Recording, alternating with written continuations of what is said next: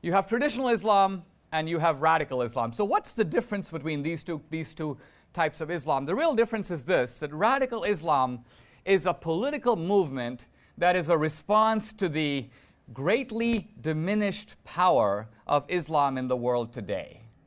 Historically, Islam, I mean, let's look at the world. If you were to pull back, get the bird's eye view of history, historically, the two most important cultures in the world have been the culture of China and the culture of the Islamic world.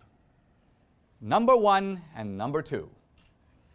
If you had to allocate number three, it probably would go to India, and number four would be the culture of Europe. This would be the state of the world circa about 1500 AD.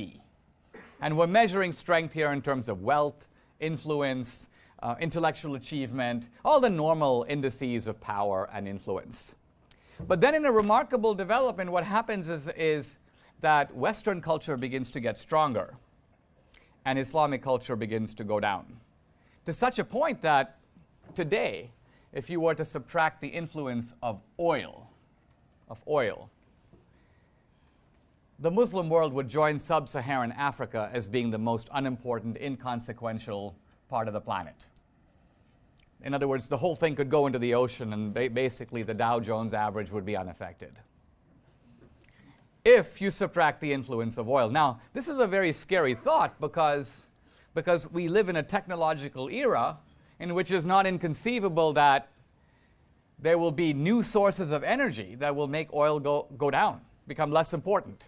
The Muslims know this, and so they have been trying to diagnose what has happened to them. Why has their culture, once so strong, become so weak?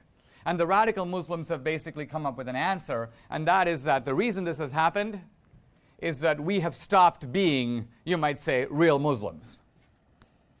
So they diagnose their plight as one of needing to renew Islam and return to the kind of militaristic, politicized Islam that was there at the beginning.